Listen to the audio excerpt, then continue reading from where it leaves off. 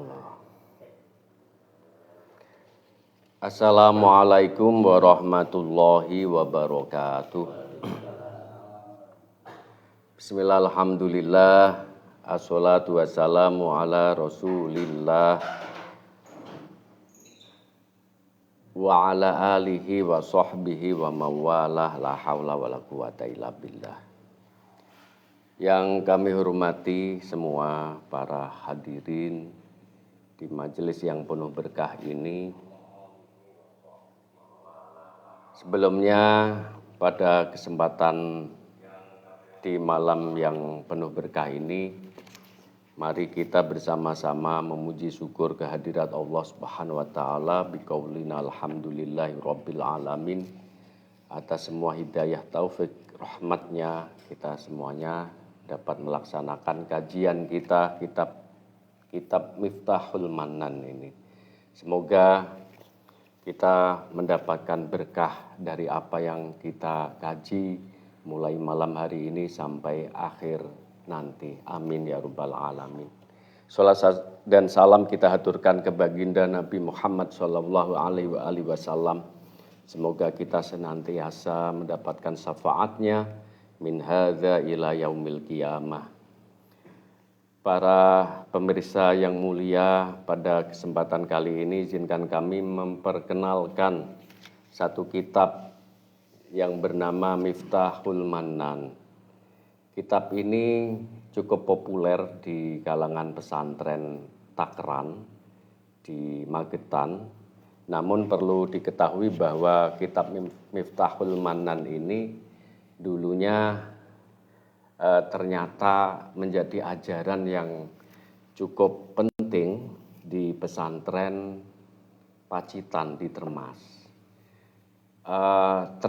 Tercerita bahwa ada satu manuskrip yang beberapa manuskrip dari pesantren Termas ini yang kemudian ditahqiq oleh Lora Uthman dari Nahdlatul Turas berjudul Miftahul Manan, dan juga kitab yang sama ada di Padangan Bojonegoro. Ini menandakan bahwa kitab yang berjudul Miftahul Manan ini sangat penting dan dulu menjadi bagian dari kurikulum pesantren. Nah, untuk itu apa perbedaan dari kitab Miftahul Manan yang di Termas ini dengan yang ada di Takran? Nah, perlu kami haturkan bahwa kitab Miftahul Manan yang ada di Termas ini merupakan kitab yang berisi ajaran tasawuf dan juga berisi ajaran suluk mendekatkan diri kepada Allah secara umum dengan penekanan kepada muraqabah dan juga musyahadah. Kemudian di kitab Miftahul Manan yang ada di Takran ini, yang kami temukan manuskripnya di pesantren Rejomulyo Barat, ini kitab Miftahul Manan ini ada penyebutan bahwa kitab ini menjadi pegangan bagi ahli syator. Jadi kitab ini digunakan orang-orang penganut tarekat syatoriyah. Di situ dituliskan seperti itu. Berbeda dengan kitab Miftahul Manan yang ada di Pondok Termas yang lebih lama, ini masih bersifat umum.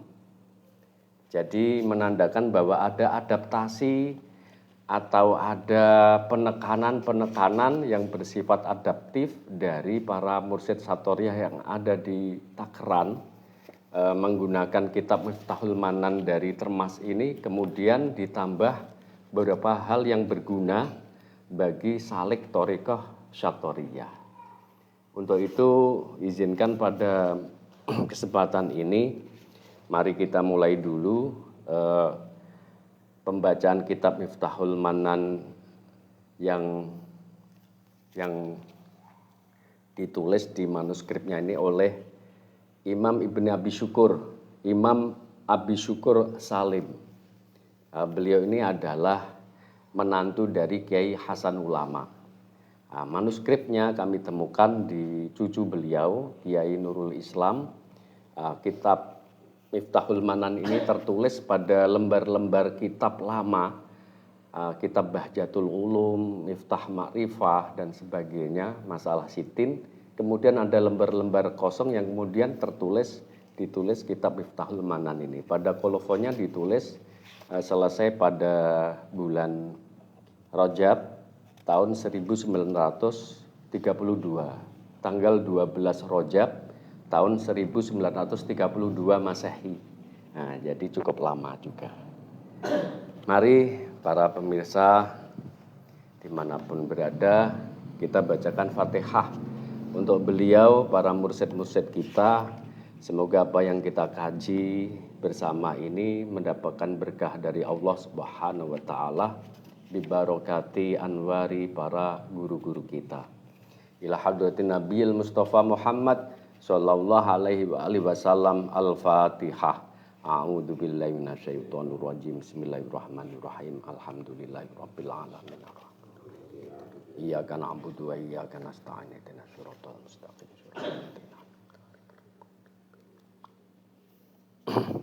Tumila jami masyayikhina syuyukhi masyayikhina bil hadrati Syekh Abdul Hasan Syarifil Hadrati Syekh Abu Yazid Al-Bustami wal Hadrati Syekh Abdul Hasan Al-Khraqani wal Hadrati masyayikhina syuyukhina Syekh Abdul Hasyattori wal Hadrati Syekh Ahmad Al-Qusyasi wal Hadrati Syekh Abdul Rahman Tegal Rejo wal Hadrati masyayikh Hadrati Kiai Hasan Ulama wal Hadrati Mbah Imam Abu Syukur Salim wal Hadrati Mbah Ya Imam Fauzi wa ila hadrati Kiai Nurul Islam wa masyayikhina ahli thariqah asy-Syathariyah jami'an syai'un lillahi lahumul Fatihah. A'udzu billahi minasyaitonir rajim. Bismillahirrahmanirrahim.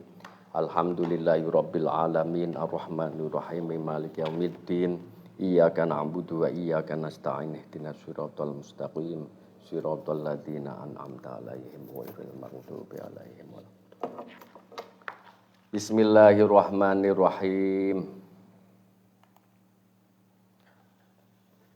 Muqaddimah pembukaan. Alhamdulillahilladzi nawwara qulubana binuri hidayatih.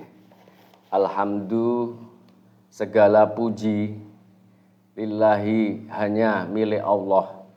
Alladzi nawwara, zat yang menerangi qulubana binuri hidayati, hati-hati kita dengan cahaya hidayahnya.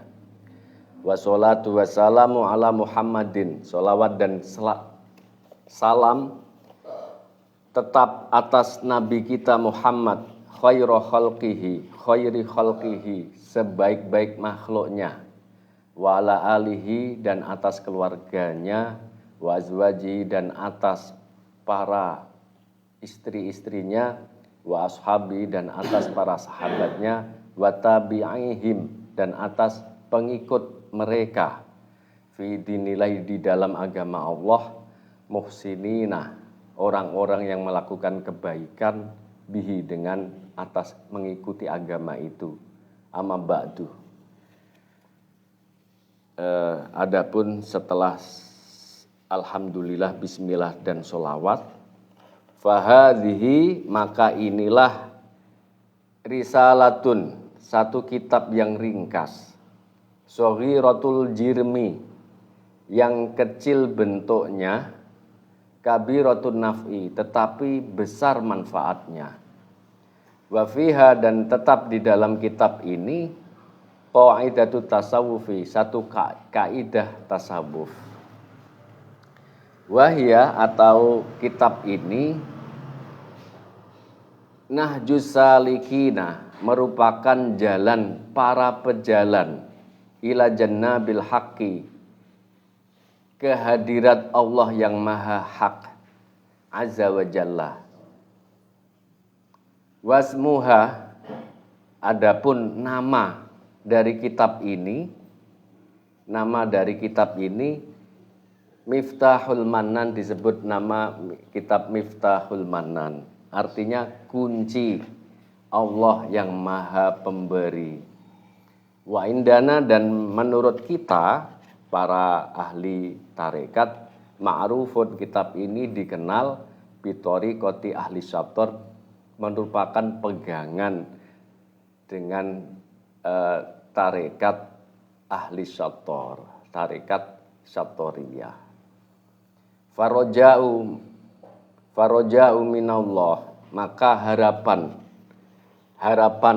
atau satu hal yang diharapkan minallahi dari Allah, apa? Ayang fa'ah, supaya memberikan manfaat Allah, supaya Allah memberikan manfaatnya atas kitab ini, alaina, di atas kita, walal amilina wa alaiha, dan kepada orang-orang yang melaksanakan atau mengamalkan isi dari kitab ini, alaiha, wabillahi, dan atas Allah, al-inayah, atau pertolongan, dan hanya dengan Allah lah pertolongan, dan wa minhu, dan dari Allah, al-hidayah, atau hidayah yang kita minta, atau petunjuk hanya kita harapkan dari Allah. Nah, ini muqaddimah dari kitab Miftahul Manan. Kita lanjutkan. I'lam, ketahuilah, qad bana alaika, bahwa telah terang bagimu, ayyuhal asik, wahai orang yang bergejolak hatinya mencari Tuhan. Nah, bergejolak atau membara cintanya ilal haqi, kepada Allah yang maha hak. Bi'annaka, bahwa sesungguhnya engkau lantasila, tidak akan sampai engkau ilallahi, sampai kepada Allah Ta'ala, bil qurbati, dengan jalan mendekatkan diri, ba'da salafil ummati, setelah daripada golongan orang umat-umat yang telah lampau, min kibari sahabati, dari golongan sahabat-sahabat yang besar. Tidak akan sampai kepada Allah setelah para golongan sahabat, sampai kita apa? Hatta ta'tiya amrul ladzi qad satara bihi ahlussunnah wal jamaah, sampai engkau bisa melakukan satu perkara yang telah digariskan, yang telah dijalankan, atau telah digariskan siapa? Para golongan ahlussunnah wal jamaah. Artinya di sini Kiai pengarang kitab ini menjelaskan bahwa jalan menuju Tuhan ini hanya melalui ahlussunnah wal jamaah, atau mengikuti para sahabat, mengikuti Nabi. Hanya mengikuti Nabi dan para sahabatnya lah kita bisa sampai kepada Allah. Tanpa mengikuti mereka, nonsen, tidak akan sampai kepada Allah. Nah, itu disebut ahlussunnah wal jamaah. Wahum, dan siapa ahlussunnah wal jamaah ini? Mereka adalah sawadul adam, golongan yang paling besar, mayoritas, ba'da qarni sahabati, setelah abad para sahabat ini hidup. Waman ba'dahum, dan setelah sahabat. Jadi golongan yang terbesar atau mayoritas setelah sahabat dan setelah murid-murid sahabat. Wa ma'rufuna, dan mereka dikenal bil firqatin najiyati, dengan golongan yang selamat. Fasoro, maka jadilah pegangan menuju Tuhan melalui jalan ahlussunnah wal jamaah ini disebut qaidatan litasawuf, disebut satu kaidah menuju tasawuf. Jadi penguatannya seperti itu, bahwa jalan kita ini bukan lain lagi kecuali jalan para sahabat dan jalan para nabi. Terus kemudian dijelaskan di sini tentang hakikat tasawuf dan siapa itu ahli sufi. Hakikatu tasawufi wa ahli sufi. Hakikat tasawuf dan hakikat orang yang disebut ahlu sufi atau pelaku sufi. Orang sufi itu siapa? Nah, diterangkan di sini. I'lam, ketahuilah, anna tasawufa, bahwa yang disebut tasawuf itu hakikatan, secara hakikatnya, huwa adalah a'malu salafil ummati, adalah perbuatan atau amal-amal ibadah para golongan yang telah lampau min kibari sahabati dari golongan sahabat, waman ba'dahum dan para murid-muridnya yang datang setelah para sahabat. Jadi inilah yang disebut tasawuf ini sebenarnya adalah pekerjaan atau amal ibadah para sahabat dan para muridnya. Itulah tasawuf. Wah, ringkas sekali ya. Wa asluha atau asal usul dari tasawuf ini adalah al-uqufu 'alal ibadati, yaitu menetapi atas satu ibadah, atas ibadah, wal inqita'u ilallahi ta'ala, dan mengkhususkan, meleburkan diri ilallahi kepada Allah. Artinya menfokuskan semua perhatiannya hanya ilallah, hanya kepada Allah Ta'ala. Wal i'radu anid dunya, dan tidak memperhatikan atau berpaling anid dunya, dari dunia, berpaling dari dunia. Karena apa? Li'anad dunia, karena menurut mereka, li'anad dunia, karena dunia, indahum, menurut golongan ahli sufi ini, apa? Alatu ta'dhimi sya'airillah, dia adalah satu wahana untuk mengagungkan syiar-syiar Allah, agama Allah. Jadi dunia ini sebenarnya adalah satu wahana untuk amal ibadah. Jadi di dunia apa gunanya? Ya untuk mengagungkan Allah, ya, untuk mengagungkan agama Allah. Seperti apa? Kahidmatil fuqara'i, seperti melayani para orang-orang fakir. Nah, berbuat kebaikan kepada orang-orang yang membutuhkan. Ini adalah perbuatan kaum sufi. Jadi menolong orang yang membutuhkan, berbuat sosial. Nah, seperti itu. Terus wal masakin, dan orang-orang miskin. Kemudian watazawudun lil ibadah, dan juga mereka membuat bekal lil ibadati, untuk ibadah. Waliqadai hajatil mujahidin, dan juga untuk menunaikan atau menyukupi bagi hajatnya orang-orang yang berjuang. Jadi ketika ada suatu orang yang berjuang, entah berjuang di dalam apapun, itu menyokongnya. Ini bagian dari sifat-sifat ahlu sufi. Tidak berdiam diri atau cuek begitu. Nah, ini bukan sifat kaum sufi. Wa ghairi dzalika, dan selain itu, hal-hal itu min muhimmatil umuri, dari perkara-perkara yang penting fi dinillah, di dalam agama Allah. Falamma fasha, maka tatkala telah umum menjadi umum, ada satu masa fasha al-iqbalu ala dunya fil qarni tsani, telah menjadi umum bahwa orang-orang menjadi berpaling atau menoleh kepada dunia, tidak memperhatikan agama. Terjadi kapan? Pada abad kedua Hijriah. Wa tafarraqat, dan telah menjadi banyak bermacam-macam perpisahan. Aqidatul muslimina, satu keyakinan orang Islam, afwajan, menjadi golongan-golongan yang banyak, menjadi banyak-banyak firqah, banyak-banyak golongan. Ini kapan terjadi? Pada abad kedua menurut kitab ini. Wa qad duharat al bidah, dan telah menjadi nyata, telah menjadi tampak beberapa bid'ah wal fitan, dan fitnah-fitnah fihi, di dalam abad kedua itu terjadi apa? Ikhtasu al-muqbiluna ala dinihim mutasinna bisunati habibillah.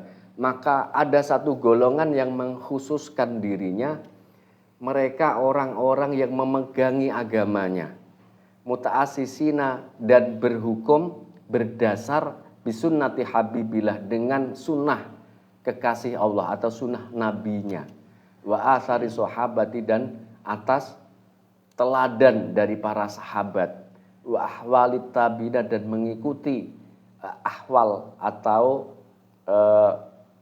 perbuatan-perbuatan yang tampak dari para tabi'in lahum bi ihsanin, yang mengikuti para sahabat itu. Mereka inilah disebut bismis sufiyah, disebut sufiyah. Maka dari golongan abad kedua ini muncullah orang-orang yang berusaha memegang teguh agama. Inilah kaum sufi. Semoga kita termasuk dari golongan ini. Amin ya rabbal alamin. Wa ahlu sufi, maka yang disebut ahlu sufi idzan, maka mereka adalah ahlu taslimi ala dinillah, orang yang memasrahkan dirinya ala dinillah, atas agama Allah, min ahwalil bid'ah, dari godaan-godaan atau ajakan-ajakan bid'ah dan ajakan-ajakan wal fitani, dan ajakan-ajakan hawa nafsu dan bid'ah dan fitnah-fitnah. Pada kapan? Fi qarni tabi'in, pada zaman abad para tabi'in atau abad kedua. Wa hadza, maka inilah ahlus sunnah wal jamaah, disebut kaum ahlus sunnah wal jamaah hakikatan, secara hakikatnya. Nah, maka ini menarik bahwa orang-orang yang memegangi teguh agama pada zaman ketika orang-orang telah lalai dengan agamanya, itulah disebut ahli sufi. Qala Sultanul Arifin Abu Yazid Al-Bustami, maka penghulu atau pemuka dari orang-orang ahli marifat Syekh Abu Yazid Al-Bustami berkata, asufiyatu qabadu bil yamini kitaballah. Kaum sufi ini adalah golongan yang memegang kitab suci di tangan kanannya, wabishimali, dan di tangan kirinya memegang sunnata Muhammadin sallallahu alaihi wasallam, sunnah Nabi Muhammad sallallahu alaihi wasallam. Jadi tangan kanan memegang kitab suci, tangan kiri memegang hadis, memegang sunnahnya Nabi. Terus wanadharu bi ihdal ainaini ilal jannah wa bil ukhra ilan nar. Dan mereka orang yang memperhatikan, menfokuskan dirinya dengan memandang satu mata, dengan mata satunya memandang surga ilal jannah wa bil ukhra ilan nar, dan yang satunya memandang ke neraka. Artinya ketika melihat surga ini adalah harapan-harapan kebaikan, ketika melihat neraka ini adalah hal-hal yang harus dihindari. Gitu. Wa wada'u qadaman fid dunya, dan mereka meletakkan satu tapak kakinya fid dunya, di dalam dunia. Wa qadaman, dan satu tapak kakinya diletakkan fil akhirati, di akhirat. Jadi ini adalah perlambang bahwa kaum sufi ini adalah orang yang kakinya satu di dunia, kakinya satu di akhirat. Artinya apa? Mereka menggunakan dunia ini untuk akhirat, tidak lalai bahwa hidupnya di dunia. Mereka sadar bahwa ini dunia, ada godaan-godaan, tetapi fokusnya adalah akhirat. Nah, sadar diri inilah yang penting. Wa hadza sirru qaulihi ta'ala, dan inilah rahasia dari firman Allah Ta'ala, Rabbana atina fid dunya hasanah wa fil akhirati hasanah wa qina adzabannar. Ya Allah, Tuhan kami, berilah kami di dunia satu kebaikan dan di akhirat satu kebaikan, dan lindungilah kami dari api neraka. Nah, ini adalah tafsirnya ini dari tadi. Tafsirnya adalah seperti itu.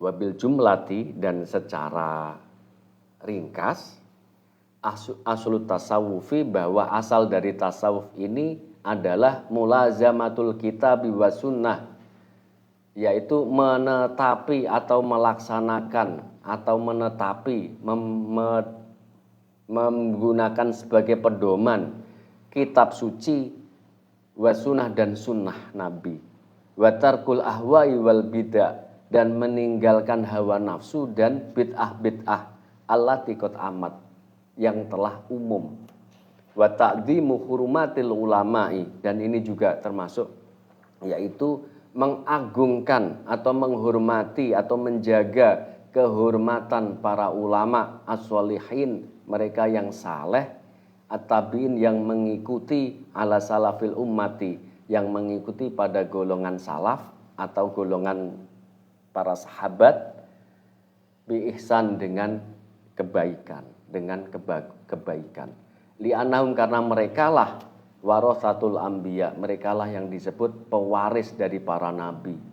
Wal mulazamatu dan juga yang disebut sufi ini, tasawuf ini adalah wal mulazamatu yaitu menetapi atau melaksanakan secara kontinu alal auradi atas beberapa wirid atau amalan-amalan alati qad jarot yang telah berlaku ladaihim atas mereka. Jadi melaksanakan amalan-amalan ibadah sunnah. Watar kurtika biru khosi dan meninggalkan melaksanakan hal-hal yang ringkas atau hal-hal yang bersifat rukhsah di dalam agama. Jadi mereka lebih menguatkan pada azaim, satu hal yang bersifat pokok dilakukan, enggak sing rukhsah gitu enggak dilakukan. Keringanan dalam agama itu enggak mereka lakukan. Nah ini. Wa ta'wilat dan meninggalkan takwil allati qad jarat ala majri ahlil bidah yang berlaku pada yang telah dilakukan oleh para ahli bidah wal fitan dan para ahli fitnah. Seperti berpikir bahwa setelah bertarekat terus tidak perlu sholat begitu, itu takwil ahlil bidah dan lain sebagainya. Nah, begitu. Nah, begitu. Kalau sudah hakikat ya nggak usah syariat, itu ya fitnah, ahlil bidah. Walihada maka karena inilah alusufi orang yang disebut ahli sufi ini hum mereka adalah asalikuna litori qotillahi khosotan, orang-orang yang berjalan dengan jalan Allah secara khusus. Wasiratuhum ahsan dan perjalanan mereka itu lebih bagus, lebih baik. Wa tariqatuhum aswab dan torikoh atau tarekat atau perjalanan amal ibadah mereka itu lebih benar, paling benar. Wa akhlaquhum azka dan akhlak mereka lah paling bersih. Karena apa? Li'anna jami'a harokatihim karena semua gerak-gerik mereka wasakanatihim dan diamnya mereka ayangkana baik itu secara dohiron, baik itu secara tampak, secara gerak-gerik lahiriah, wabatinan ataupun gerak-gerik batinnya, muktasabatun min nuri kalamillah, merupakan hal yang berlandaskan atas cahaya kalam Allah, cahaya Al-Quran, wa min nurin nubuwatin dan dari cahaya kenabian, berlandaskan cahaya Al-Quran dan cahaya kenabian. Fa'lam maka ketahuilah ayyuhal muhibbuna wahai orang-orang yang cinta ila rasulihi kepada rasulnya, Rasulullah utusan Allah Ta'ala, bi anna aslat tasawufi bahwa sesungguhnya asal dari tasawuf ini indana menurut kita muktasabatun adalah satu hal yang diambil min nuri kalamilah dari cahaya kalam Allah dan wa nuri sunnati rasulihi dan dari cahaya sunnah utusan Allah. Fahuwa hadza maka inilah yang kami maksud ini. Qala sallallahu alaihi wasallam tu'radul fitan alal qulub dan seterusnya bisa kita lanjutkan pada pertemuan yang akan datang. Insyaallah semoga di kajian kita hakikat tasawuf dari kitab Miftahul Manan ini semoga memberikan keberkahan bagi kita semuanya. Amin ya rabbal alamin. Alafu minkum wallahul muwafiq ila aqwamit thoriq. Wassalamualaikum warahmatullahi wabarakatuh.